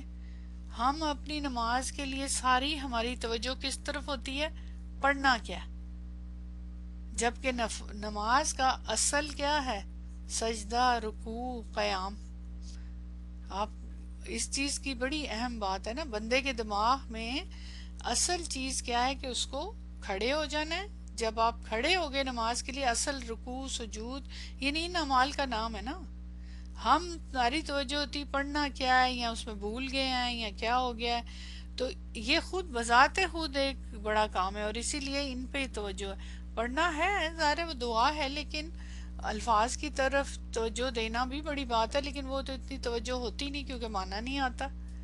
تو الفاظ یعنی جو بھی پڑھا جا رہا ہے وہ ضمنی حیثیت رکھتا ہے. اصل چیز کیا ہوتی ہے؟ قیام میں کھڑے ہو جانا، اللہ کے سامنے مطلب قنوت کی حالت میں، لمبے قنوت میں کھڑے ہونا، اور سجدے کی حالت میں، اور رکوع کی حالت میں نا. تو یہاں پہ ان کو بھی یہ کیا جا رہا ہے خاص طور پہ. اچھا اب چونکہ ٹائم ہو گیا ختم، لیکن اس ساری سچویشن کا اس کا مقصد کیا تھا یہ سب بتانے کا؟ ہم اپنے حساب سے سوچتے ہیں نا، لیکن یہ جو مخاطب لوگ تھے، جس لوگوں کے لیے یہ بتایا گیا جو سارا کچھ سچویشن، اس کے پیچھے ایک وجہ ہے. وہ انشاءاللہ ہم پھر نیکسٹ ٹائم ڈسکس کریں گے، اور پھر آگے چلیں گے انشاءاللہ تعالی. اگر خالی اس آیت کے اعتبار سے دیکھیں تو اس کے اندر جو ورڈ ہے ان کا ایک خلاصہ سا: یا مریم، ان کا مقام، قرب توجہ دلانا مقصود، ندا تشریف انسیت. ٹھیک ہے نا، جب آپ آواز دیتے ہیں نام لے کے. پھر اس کے بعد قنوت سے مقصد مکمل اطاعت اور خلوص کے ساتھ عبادت. اب وہ نماز کا قیام بھی شامل ہے اس میں، اور باقی بھی امر ہے، قنوت، خشوع اور دوام اور ہمیشگی یہ بھی اس میں شامل ہے. لی ربی کا، عبادت صرف اللہ کے لیے. تخصیص وسجودی، جسمانی اور روحانی عاجزی. امر تذلل یعنی عاجزی. ورقعی، عمل میں ہم آہنگی اور اجتماعی پہلو. امر التفات، لوگوں کی طرف التفات. الراکین، تنہائی سے اجتماع کی طرف ترغیب. اور صحبت صالحین اور عبادت بالجماعت. یہ ایک پورا اس کا خلاصہ ہو گیا الحمدللہ. ٹھیک ہے، تو چلیں انشاءاللہ اس کے اوپر پھر ہم اب نیکسٹ کلاس میں آخری پوائنٹ اس کا دیکھیں گے کہ اس آیت سے کس چیز کا رد ہوتا ہے اور کیا مقصد ہے لانے کا اس طرح. ٹھیک ہے، سبحانک اللہم و بحمدک، اشہد ان لا الہ الا انت، استغفرک و اتوب الیک. السلام علیکم و رحمۃ اللہ وبرکاتہ.